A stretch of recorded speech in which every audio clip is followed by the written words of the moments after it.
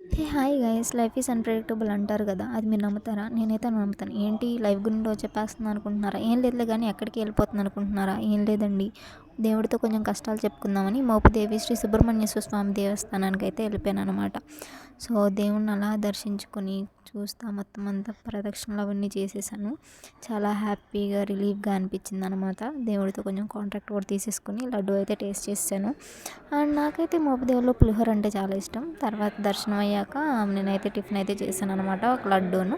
తర్వాత దోశ కూడా టేస్ట్ చేసేసాను. నాకైతే దోశ బాగానే నచ్చింది, దానికన్నా బోండా అయితే చాలా బాగుంది. ఇంకా మళ్ళీ టెంపుల్లోకి అలా వెళ్ళాను. వెళ్ళాక ఖచ్చితంగా మనం దేవుడి దగ్గరికి వెళ్తే అన్నప్రసాదం టేస్ట్ చేయాల్సిందే కదా! సో అలా అయితే వెళ్ళాను. అన్నప్రసాదం అయితే చాలా బాగుంది. పప్పు, వంకాయ, పచ్చడి, సాంబార్, పెరుగు, అన్నం అన్నీ అయితే పెట్టారు. నాకైతే చాలా బాగా నచ్చిందనమాట. చాలా ప్రశాంతంగా అనిపించింది. సో లాస్ట్లో అయితే పెరుగుతో అయితే కంప్లీట్ చేశాను. మీకు మీకు అలాగే అనిపిస్తుందా టెంపుల్స్కి వెళ్తే ఖచ్చితంగా తినాలి అని? సో మధ్యలో టెంపుల్ ఉంటే అది కూడా చూసుకుని వెళ్ళిపోయాను. Bye guys.